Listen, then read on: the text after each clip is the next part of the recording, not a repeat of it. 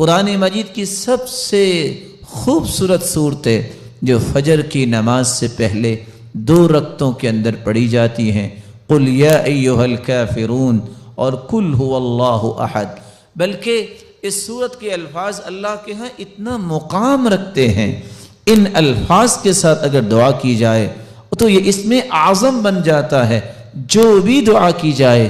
اللہ اس دعا کو رد نہیں کرتے۔ رسول اللہ صلی اللہ علیہ وسلم کے صحابی بیان کرتے ہیں، میں رسول اللہ صلی اللہ علیہ وسلم کے ساتھ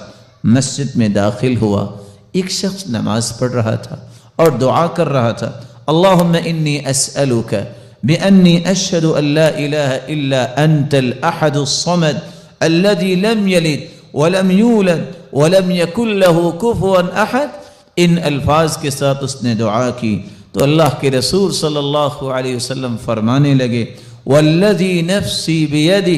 لقد سألہ باسمہ الاعظم الذی اذا سئل به اعطا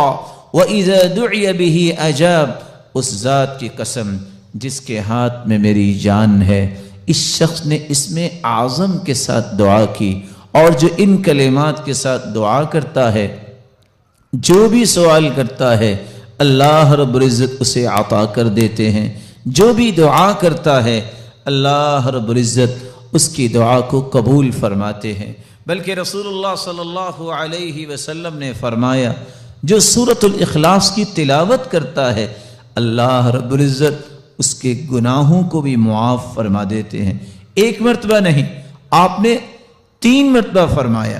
فرمایا قل یا ایھا الکافرون فقال قد برئ من الشرک۔ ایک آدمی کو قل یا ایھا الکافرون پڑھتے سنا،